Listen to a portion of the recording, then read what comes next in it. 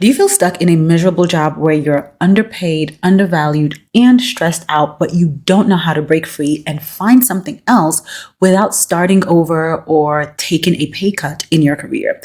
If you said yes, you are not alone. A lot of professional women, especially those who have been in the same company, industry, or role for years, often feel like they're trapped in jobs they hate. And it usually sounds something like, I've been doing this for so long now, how could I possibly transition into something else? Well, if that sounds like you, I've got news for you. You already have the skills that you need to pivot into a new role. You just don't know how to identify and present them yet. And that's exactly what I'm going to help you do today.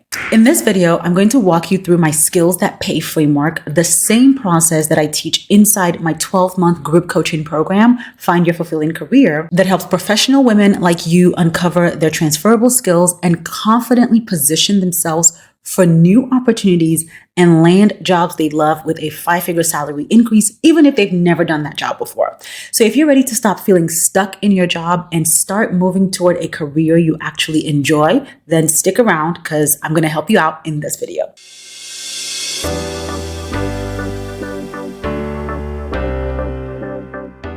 Hello, this is your first time here. Welcome. I'm Dr. 𝙁𝙤 𝙤𝙀. I'm a career coach and I help women leave jobs they hate and land jobs they love and are excited about while increasing their salaries by 5 figures. Let's get into today's video. So the Skills That Pays framework is a step-by-step process to help you identify the skills that you already have that companies will pay for.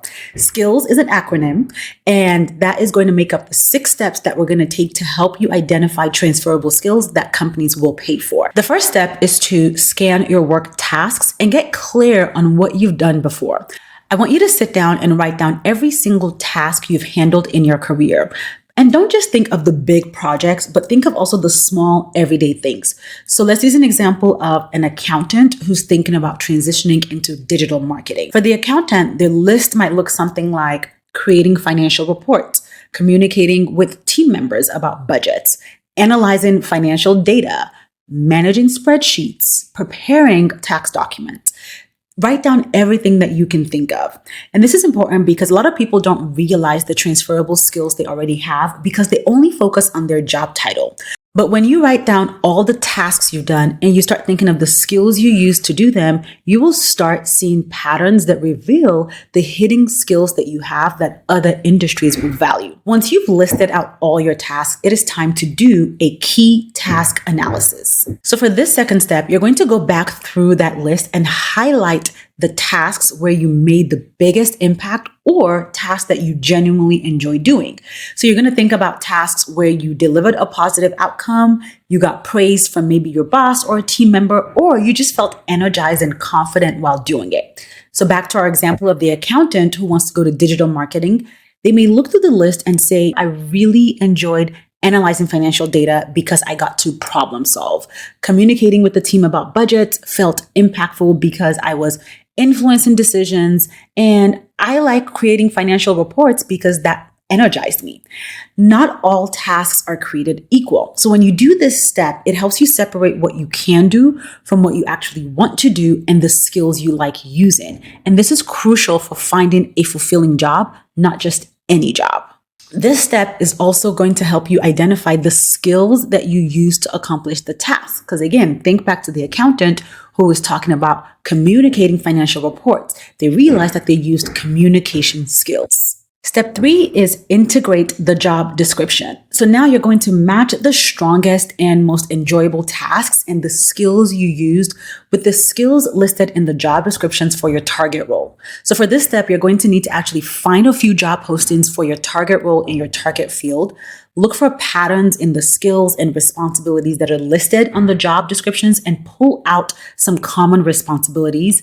Then match the skills from your key task list in step 2 to the skills you need to complete the tasks from the job description. So our accountant might review digital marketing jobs and notice data analysis, communication, and problem solving are crucial for a digital marketing role. So then when they do their audit, they might see that data analysis matches analyzing financial data, communication matches explaining financial reports, and problem solving matches budget management, and strategic thinking. This step helps you see that you already have a lot of the skills that are required for your next role. Once you see that overlap, it will help you feel so much more confident when you're applying for jobs outside of your current industry.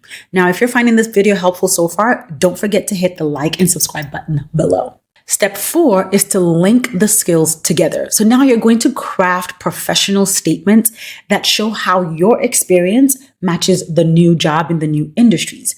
These statements are going to help you when you're working on your resume, your LinkedIn profile, and even preparing for interviews. So to write these statements, here's the formula I want you to use: a task plus a skill plus a result achieved.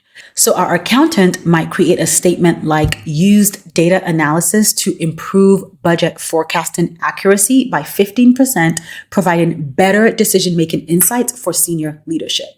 If you look at that statement, the skill is data analysis, the task is budget forecasting, and the result is improving accuracy by 15%. This step helps you frame your experience in a way that hiring managers in different industries will understand. It allows you to directly connect your skills to the responsibilities on the job description, making it easy for hiring managers to see how your experience applies to their needs. Step 5 is locate skills gaps. So once you've aligned your skills with the new industry, you may start noticing that you have a few gaps. So you want to identify skills that are showing up in those job descriptions frequently, but you don't have those skills or you haven't used them before, and create a plan to address those gaps. So resources like online courses, networking, or volunteer projects can help you close those critical skills gaps. So back to our example of our accountant, they might realize that they have a gap in SEO and take an online course to fill that gap.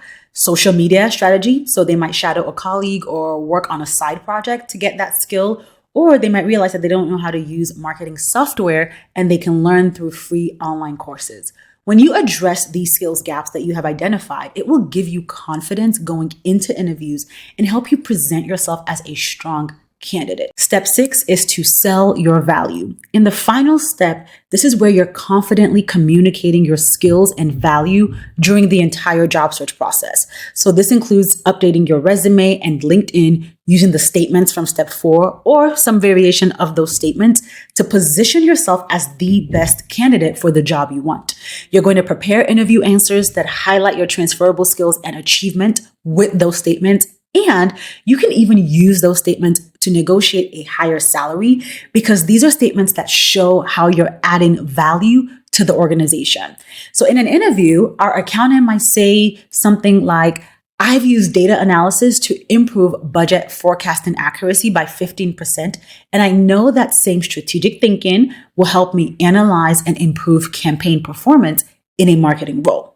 This is so crucial because it's not enough for you to just have the skills. You have to know how to position them so employers can see that you are the right fit.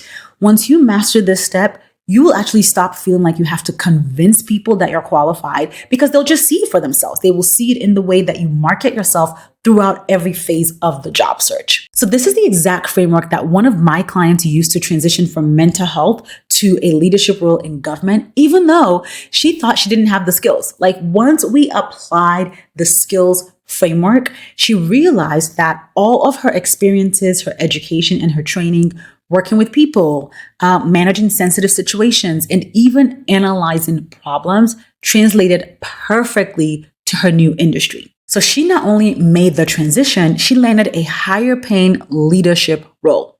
Now, if you are like most of my clients, you're probably watching this, listening to me and thinking, but I've been in the same industry for enter the number of years here, X years, so long, whatever. And I get it.